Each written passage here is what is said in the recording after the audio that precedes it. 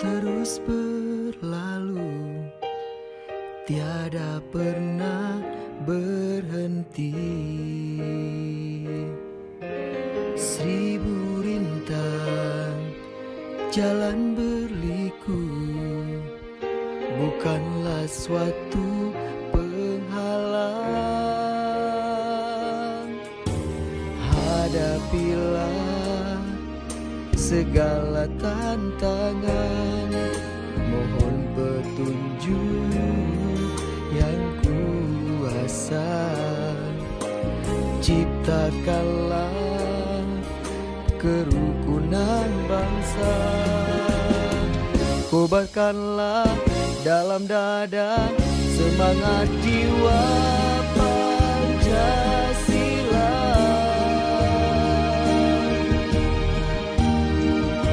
Hidup tiada mungkin tanpa perjuangan, tanpa pengorbanan, mulia adanya. Berpeganglah tangan, satu dalam cita, demi masa depan Indonesia Jaya.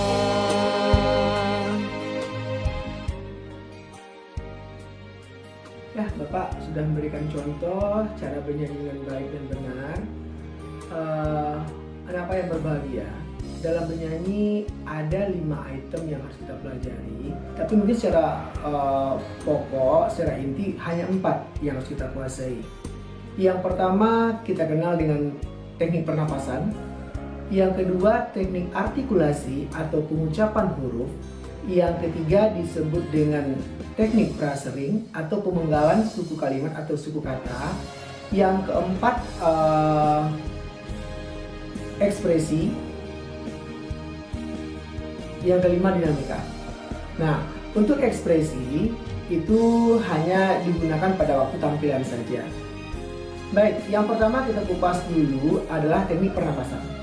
Di dalam bernyanyi, kita mengenal ada 2 teknik pernapasan. Yang pertama disebut dengan teknik pernapasan dada, yang kedua disebut dengan teknik pernapasan perut. Dan untuk bernyanyi yang baik dan benar, diharapkan penyanyi itu bisa menggunakan teknik pernapasan perut. Kenapa? Karena ketika kita menggunakan teknik pernapasan dada, maka nafas yang kita keluarkan itu sangat pendek. Tetapi ketika kita menggunakan teknik pernapasan perut atau diafragma, nafas yang kita munculkan itu bisa panjang dan kuat. Kemudian yang kedua, teknik artikulasi. Teknik artikulasi itu lebih fokus kepada teknik pengucapan huruf-huruf vokal, yaitu huruf A, I, U, E, dan O.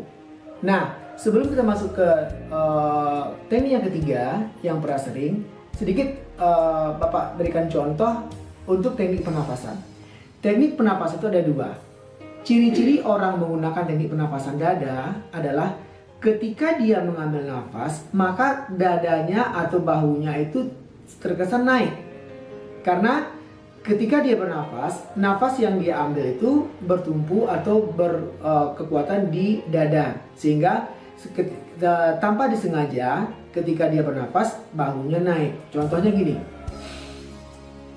Nah, kekurangannya adalah nafas ini tidak bisa panjang, dia pingin cepat keluar.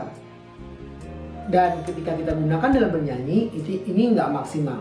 Tapi yang kedua disebut dengan teknik pernafasan diafragma atau perut, yaitu ketika seorang bernapas, maka nafasnya itu bertumpu atau berkumpul di perut.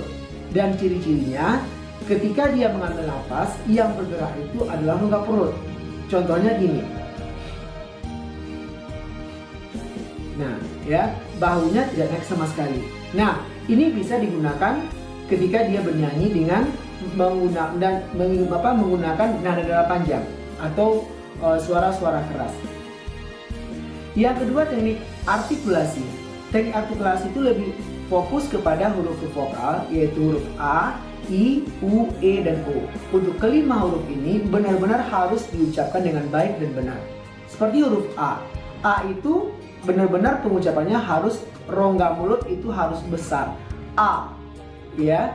Kemudian I, E, O, dan U. Nah, ketika disinkronkan antara pernafasan dengan teknik vokal, itu bisa saja lebih baik dan lebih sempurna. Contoh, A kita gunakan dengan menggunakan teknik panjang.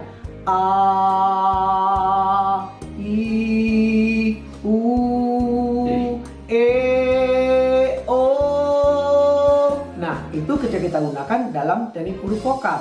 Tapi kalau kita masukkan ke dalam huruf konsonan, maka huruf vokal jangan sampai hilang. Ketika huruf A masuk bergabung dengan huruf konsonan ma, maka huruf A tadi harus benar-benar bagus. A, ma, I, mi. Oke, nah jadi misalnya gini, ma, mi, mi. Ketika kita masukkan ke dalam huruf, contoh, Indonesia,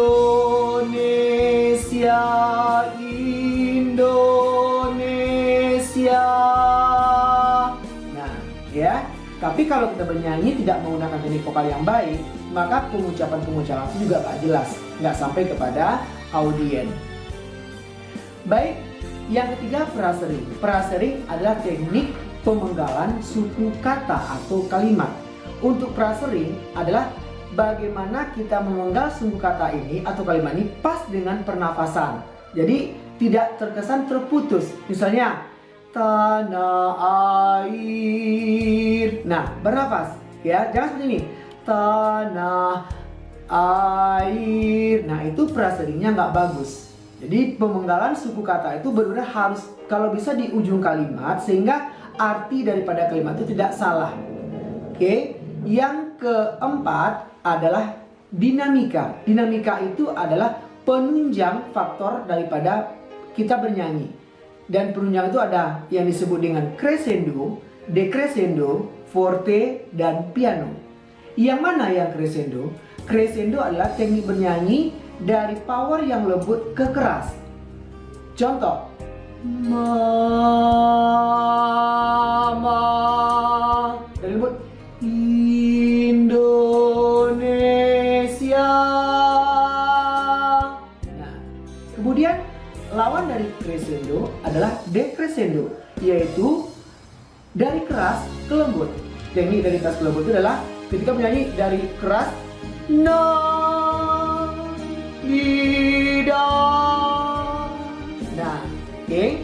Yang ketiga piano. Piano itu dilambangkan dengan huruf P kecil. Ketika kita ketemu dengan tanda itu dalam partitur sebuah lagu, maka penyanyi wajib mengecilkan atau melembutkan suara. Misalnya, tanah air tidak lupakan. Nah, itu piano. Ya, lawan dari piano disebut dengan forte. Forte dilambangkan dengan huruf F dan kita wajib mengeraskan suku kata. Yang terakhir adalah ekspresi. Ekspresi dalam bernyanyi juga terbagi dua. Ada ekspresi teknik vokal, yang kedua ada ekspresi tubuh.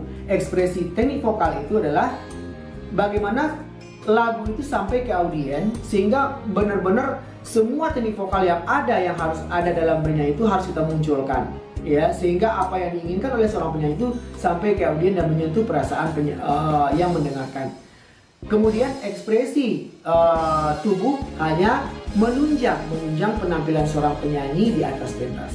Baik, demikian pembelajaran kita pada siang hari ini. Makanya ketika kita melihat seorang penyanyi dengan baik itu kita merasa enak dan merasa menikmati. Tapi kalau orang bernyanyi dengan tidak menggunakan teknik vokal yang baik, seolah lagu itu hanya selewat begitu saja. Demikian, terima kasih. Assalamualaikum warahmatullahi wabarakatuh.